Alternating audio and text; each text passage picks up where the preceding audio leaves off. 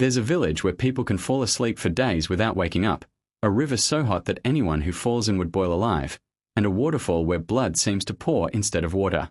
Hard to believe, right? Yet all of these places actually exist on our planet.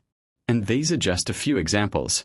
Our world is filled with mysterious places that have left scientists and researchers puzzled for decades.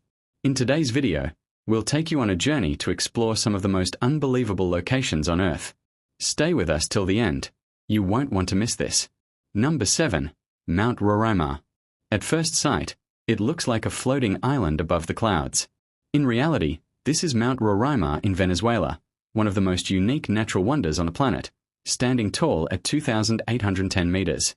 Unlike most mountains, its top is completely flat, and from here, one of the tallest waterfalls in the world cascades down. According to National Geographic, Mount Roraima is over 2 billion years old. For millions of years, it remained untouched, until 1884, when climbers finally reached its summit.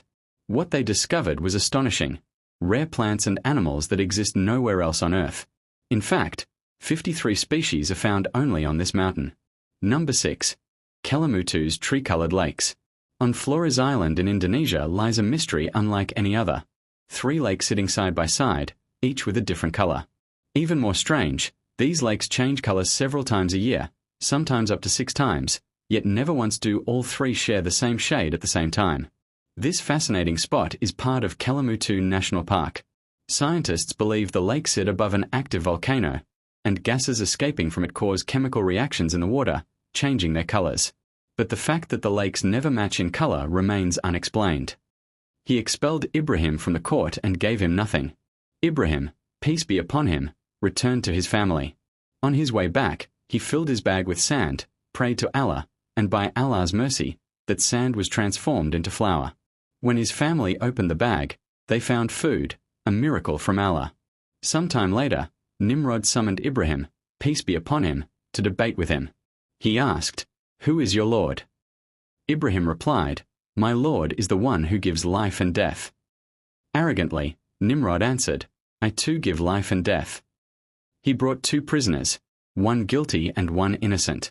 He freed the guilty man and executed the innocent one, saying proudly, "See, I too give life and death." Ibrahim, peace be upon him, then gave a challenge that left Nimrod speechless. He said, "My Lord is the one who makes the sun rise from the east. If you are God, then make it rise from the west." At that, Nimrod was struck silent in front of his people, utterly humiliated. The Quran records this debate, stating that when Ibrahim gave this challenge, the disbeliever was dumbfounded, and Allah does not guide the unjust. Despite Nimrod's power, soldiers, and tyranny, Ibrahim, peace be upon him, stood unshaken like a mountain in his faith. Finally, Nimrod gave the order that Ibrahim should be burned alive. People collected wood for months and even years, until they built a fire so immense that birds could not fly over it.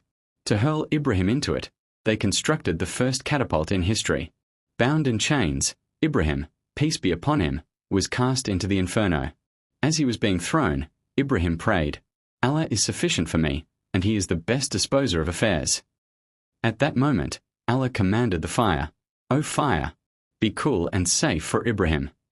Instantly, the fire became a garden filled with flowers, streams, and peace. Angels descended, offering their help, but Ibrahim, peace be upon him, replied, "I need nothing except my Lord." From his palace, Nimrod watched in disbelief.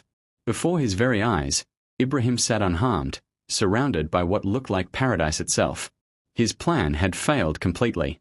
And in the end, Nimrod himself was destroyed not by an army, not by fire, but by a tiny creature, a mosquito. It entered his nose, driving him into madness until he died in misery. As for the lizard, historical reports tell us that when Ibrahim, peace be upon him, was cast into the flames, every animal tried to help put the fire out. Even small birds carried drops of water in their beaks. But the lizard alone blew air into the fire to make it burn more fiercely. For this reason, Prophet Muhammad, peace be upon him, instructed believers to kill lizards.